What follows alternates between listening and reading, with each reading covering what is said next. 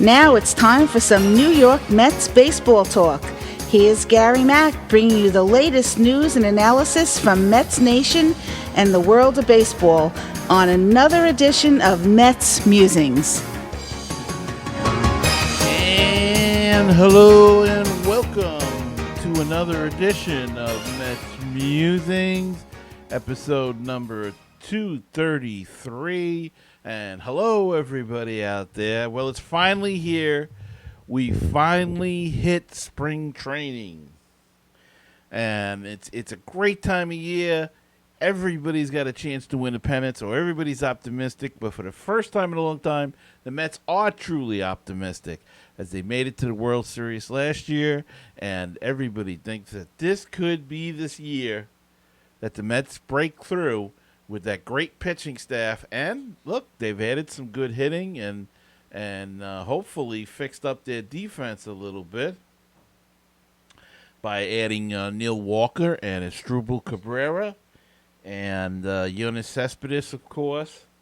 And they're all heading to St. Lucie. They should all be there in a couple of days. The pitchers and catchers reported yesterday. Some of the guys were down there beforehand. They've already been down there getting in a workout, and that's the way it is nowadays, where these guys get down nice and early down to the nice warm weather and enjoy it. And then that's the way it starts. And then finally opening day, and then we work our way through the long baseball season, and I can't wait until it gets to that point. But one guy that's down there already, too, is Mets hurler Matt Harvey, and he showed up with his new car. And Matt's driving a $150,000 Maserati. It's his personal Batmobile, if you will. And he drove up, and here's a picture, if you're watching a video, of him in a car outside the team's facility in Port St. Lucie. By the way, we mentioned about the weather. The weather is in the high 60s. It's going to be all this week. Not too bad. And warm enough for as pitches and catches report for spring training. And one guy that's not going to be at spring training this year, and probably not anywhere for a few years, is Henry Mejia. Henry Mejia, the Mets pitcher, became the first player in Major League Baseball history to earn a lifetime suspension for performance-enhancing drug use. MLB issued a lifetime ban to Mejia following his third positive test for PED, linking him with Pete Rose as the only people actively serving the league's harshest punishment. Mejia, 26, tested positive for boldonan while in the midst of a 162-game suspension for using both boldonan and stanozol. The pitcher's second and third positive tests occurred while he was serving earlier suspension. He says he's innocent. What are you going to say? I mean, this guy's got to be either the dumbest guy in the world or he's being set up by somebody, but tested positive for the third time. And I'm sure he was going to have a tough time in the clubhouse as it was, because he disappointed a lot of these teammates last year after coming back in midseason, pitching about 10 days or so, and then getting caught again taking the same steroid. And I've said this before, I think baseball has a big problem because a lot of these guys that are getting caught with this are from the Dominican Republic and a lot of Caribbean area, and they could have a big problem down there, and I think they have to start looking into this. Don't get me wrong, he's definitely guilty, and it definitely was his fault. But baseball may have to start investigating if they want to use these Latin countries and sign these ball players at such a young age. They have to have someone that keeps an eye on this and make sure that what the trainers are giving them down there and what they're taking is not illegal, because I think the Yankees had 4 or 5 pitchers, young minor league pitchers, that were suspended for taking the same drug, and all of them were from the Dominican. So I don't know what's going on down there, but he's going to have a hard time trying to find anywhere to play. He was pitching for Licey of the Dominican Winter League, Mejia was, and it is not among a group of affiliated professional sports leagues in Japan, Korea, and elsewhere that honor MLB suspensions. He will no longer be able to pitch in such leagues. But at 26, he may have a chance to get through this and maybe apply for reinstatement if he can keep clean. He can do that. He must sit out a minimum of 2 years. He is going to appeal, though. So it's still kind of all up in the air, and we'll see what happens then. He wants to clear his name. I will take this case to the ultimate consequences. It is not like they say, I am sure that I did not use anything. So I don't know. Everybody's got to kind of draw their own conclusion in this one. But 3 times, 3 strikes, you're out. He knew that. He knew that going in, and sad to see a guy with that much talent and at that age to just be suspended for life, but he brought it on himself. So, but we'll just wait and see how the whole thing plays out as we go along.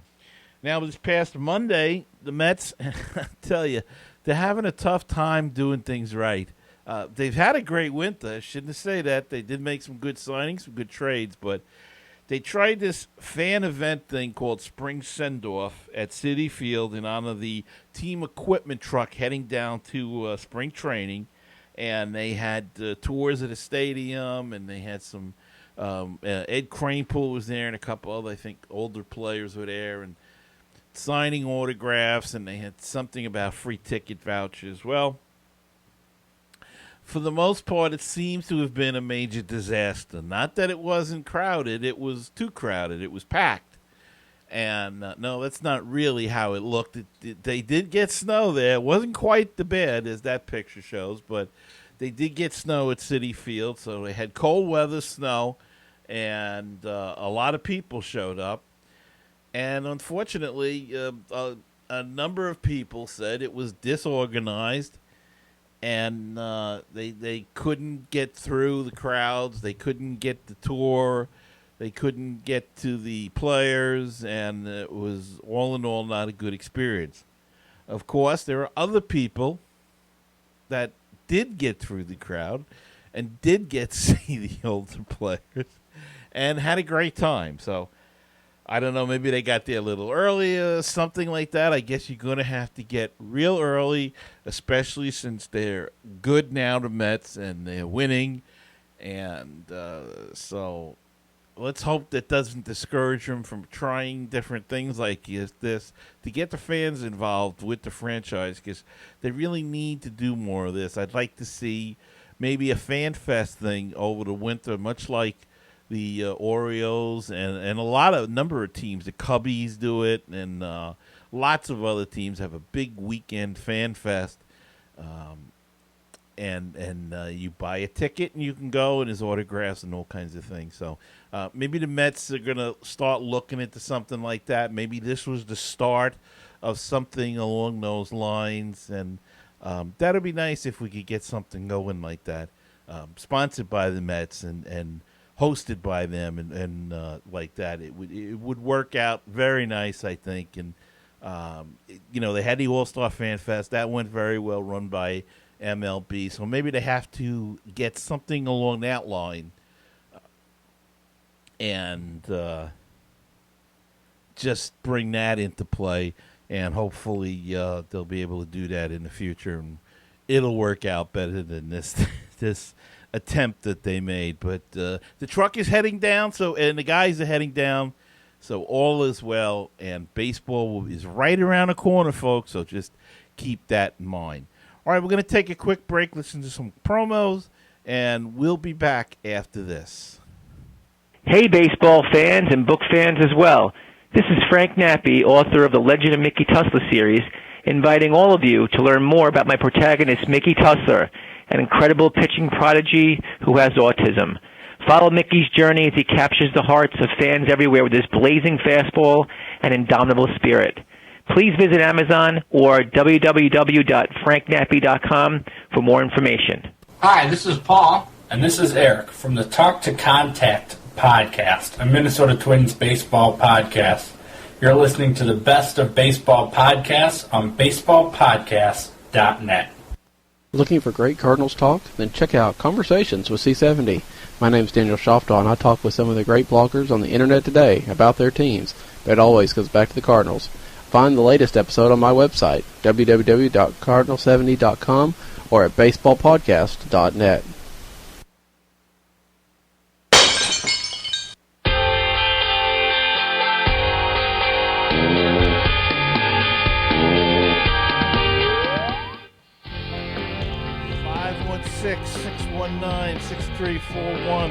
That is the voicemail comment hotline. If you'd like to be a part of the show, give us a call. Or you can go to MetsMusings.com and click on the widget right in the middle of the screen, and you can leave a message right through your computer microphone. Or you can do the old-fashioned thing and send us an email. MetsMusings@gmail.com. Don't forget the Facebook. It is facebook.com/group/MetsMusings, and the Twitter handle is @MetsMusings1. Okay, we've got some more stories to look at this week, and the New York Mets are going to have to not watch not one, but two ceremonies at Kauffman Stadium as the Kansas City Royals open the season, recognizing their World Series title. Before the April 3rd opener on ESPN Sunday Night Baseball, the Royals will raise their championship banner, and 2 days later, when the teams meet in the second game of the season, the Royals will hand out their championship rings in a pregame ceremony. That means the Mets must endure two ceremonies, reliving their loss to the Royals in the 2015 Fall Classic. And the Royals' excuse is that they want all of their fans to see the game and to be a part of it and blah, blah, blah, because the second game is on their network, and they feel that more people will watch there than just the ESPN audience. It'll be more of a local broadcast. Come on, everybody's got ESPN. If you want to watch the World Series champs, you're going to watch it if you're a fan of the Royals. You're going to watch Sunday Night Baseball. Why drag this out for 2 days? I think it's just to rub it in the noses of the Mets and baseball in general. And so let them do it. Let's hope we beat their butts into the ground and sweep them the first two seasons and let them have their ceremonies and stuff, as long as we kick their butt and take care of business in the first go-round as the Mets open their season in Kansas City against the Royals. And now this was scheduled way before the World Series, so there's somebody asked me that the other day, whether or not this was because they played in the World Series. Says no, it's just a fluke.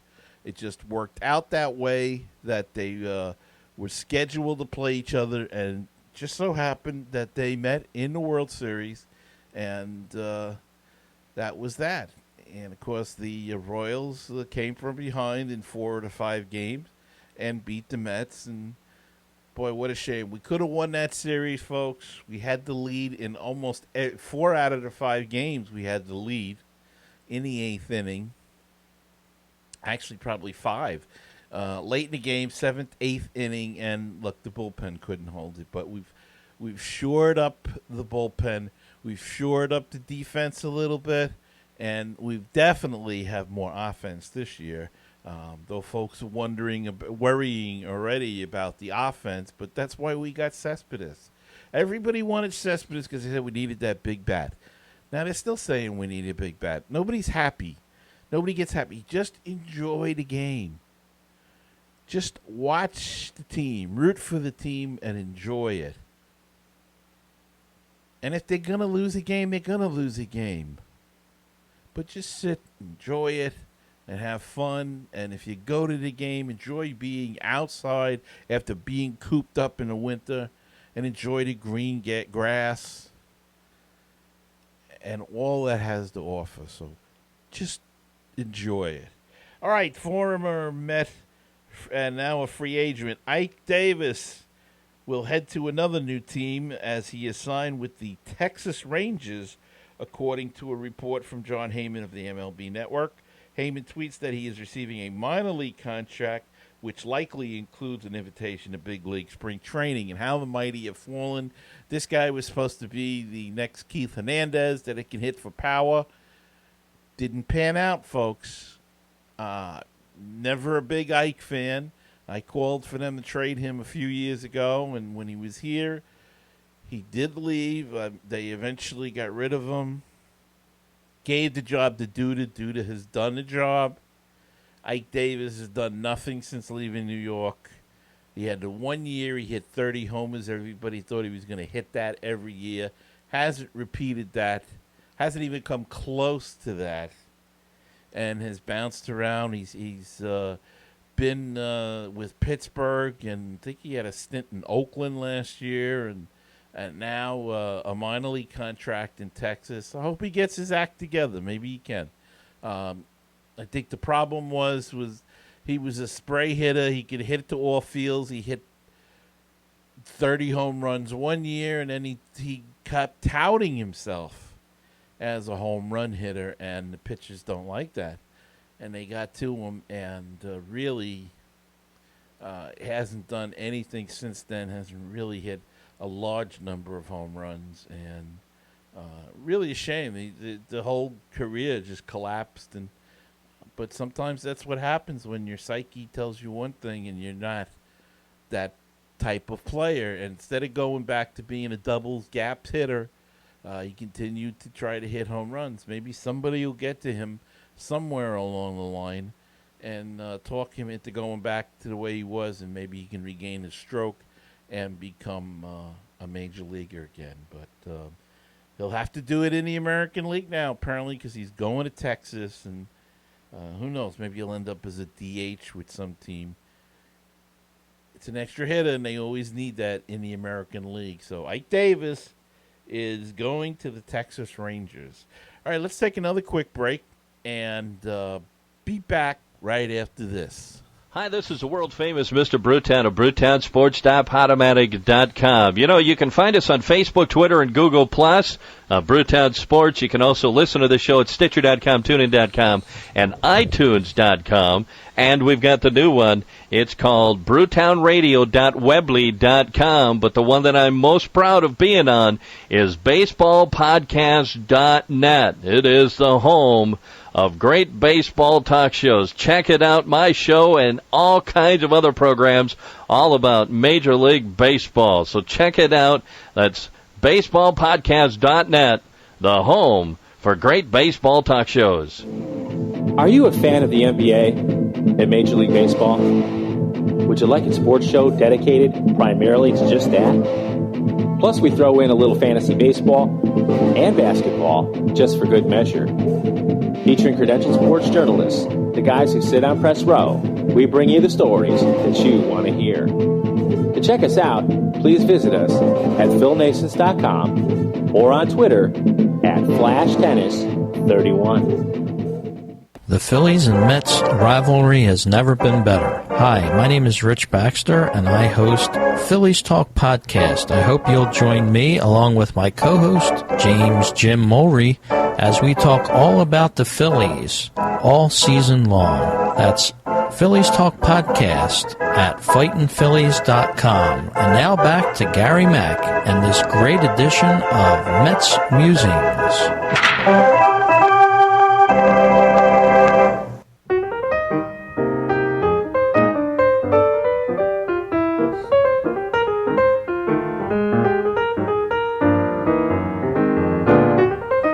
516-619-6341. That is the MetsMusings voicemail. If you'd like to leave a comment, a question, anything at all for the show, just drop me a line. at that number, 516-619-6341. Or if you prefer,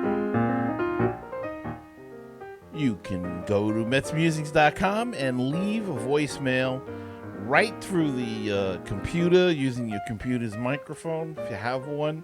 And that's right at MetsMusings.com. You can do that. Or you can send me an email, MetsMusings.com, MetsMusings at gmail.com. As I said before, the Facebook page is facebook.com/group/MetsMusings. Join today. And the Twitter handle is at MetsMusings1. We have a Patreon page. If you'd like to help out the show, you can go to patreon.com/MetsMusings and donate whatever you can there for us. And don't forget to check out BaseballTalkRadio.com, the home of great baseball talk shows.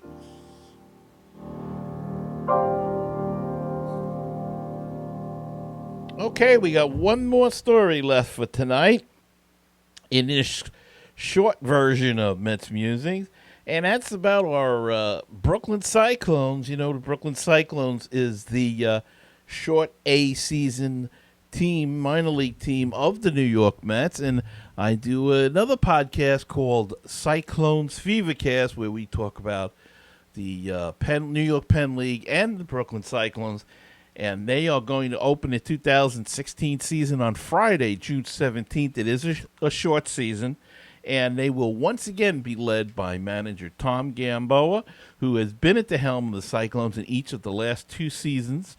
Gamboa is 75 and 77 during his tenure in Brooklyn and will become just the second manager in franchise history to guide the club for 3 consecutive seasons, joining Rich Donnelly, who served as manager from 2011 to 2013. Gamboa, 68, enters his third season with the Mets organization and his 43rd year in pro baseball.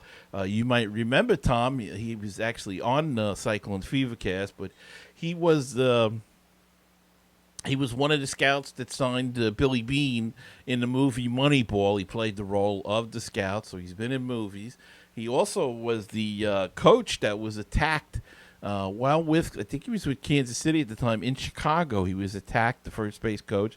A couple of drunk fans from the stands ran out and attacked. Well, that was Tom Gamboa, and he's now with the Mets organization the past 3 seasons, and the manager of the Brooklyn Cyclones. Rounding out the Cyclones coaching staff for 2016 will be bench coach Edgardo Alfonso. Fonzie, we all know and love from the early 90 Mets and the 2000 Mets, and pitching coach Billy Burke Jr. and hitting coach Sean Ratliff, athletic trainer Gavin Grosh, and strength coach Joe Lego. Alfonso has been a member of the Cyclones coaching staff in a similar role for 3 seasons, while also serving as a club ambassador for the Mets.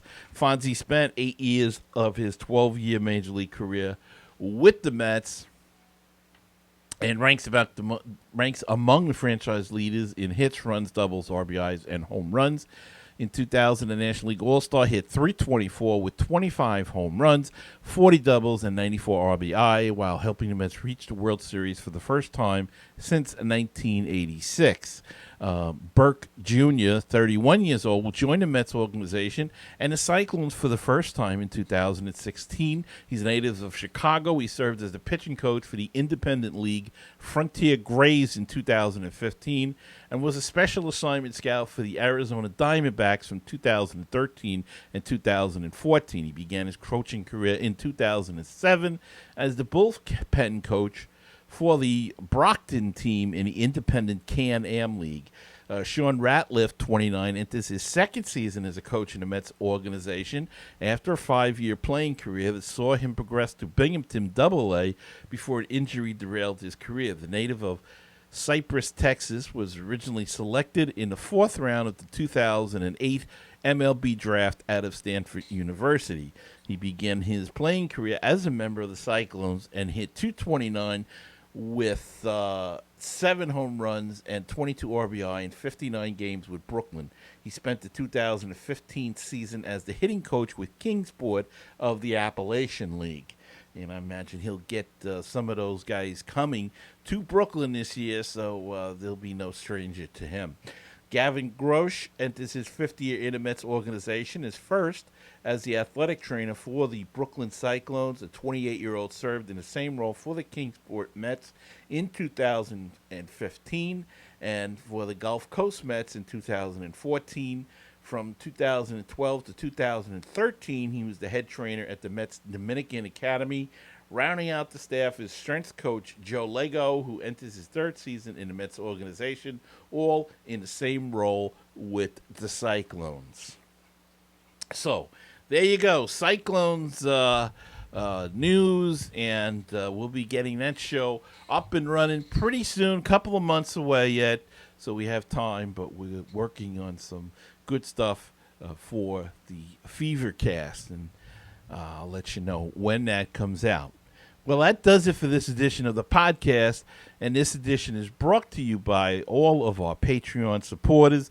If you would like to help out in keeping this podcast going, we urge you to check out our Patreon campaign at patreon.com/MetsMusings. So thanks for listening, and until next time, remember, keep the faith, stay optimistic, and let's go Mets.